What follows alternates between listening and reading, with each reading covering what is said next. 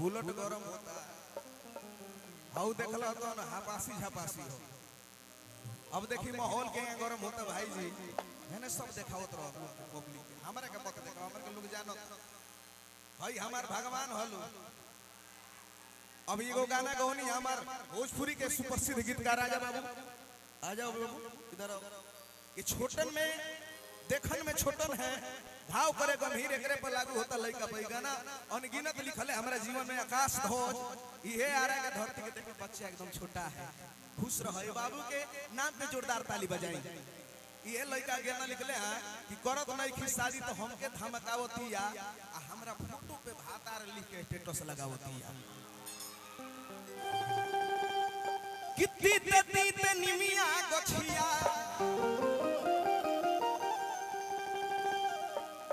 ए माई हो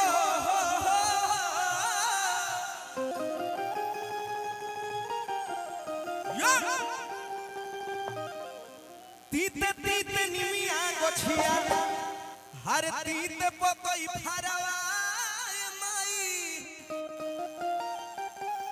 अरे तब काहे निमिये तरवा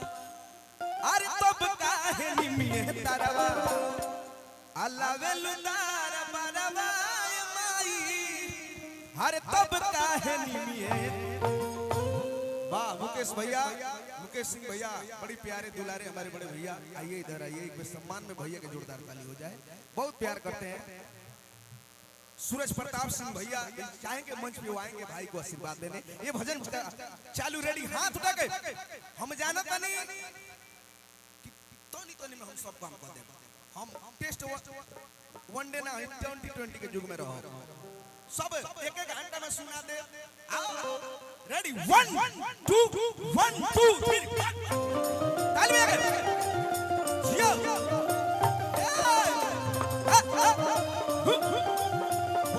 बना रहा जियो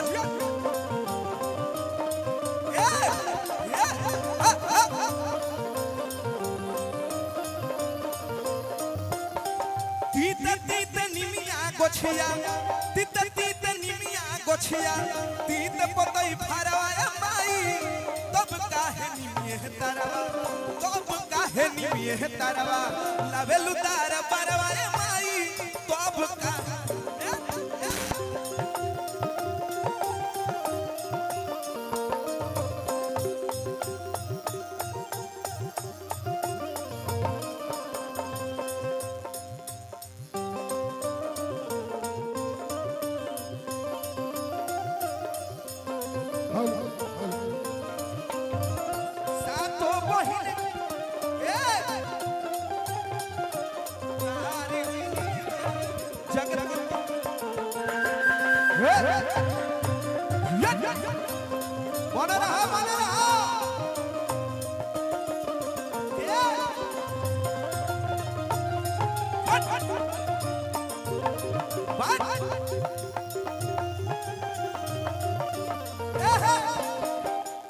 सच्चे दरबार की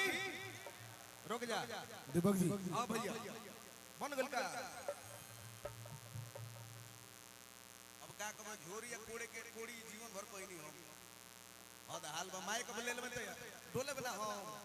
खड़े श्री देवी थोड़ी होई हो भाई हो एक में बोल सच्चे दरबार की अरे हो दीवाना मैया पाचारा भजन के अपुआ खालू लुचुई पियो अरे पानी लवंग के आइए मूड में तो हम दीवाना मैया पाचारा भजन के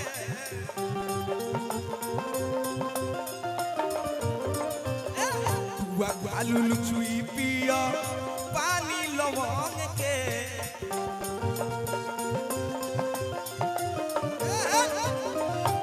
माई कितना लोग दूगो हाथ दल बड़े तने उठा ले तो जी जेकरा के दूगो देले बड़ी वे उठाई आ जेकरा के एगो देले बड़ी छाती में मुका मारी आ जेकरा के वो ना देले तो दोनों लात उठाई दोनों गोड़ पर खड़ा होकर बोल सच्चे दरबार की अरे फेरी दोनों जरिया मैया फेरी दोनों जरिया मैया दीपक को ऊपर आए माई तब काहे निमिए है तारावा तब काहे निमिए है तारावा लावेलु तारा बारावा ए माई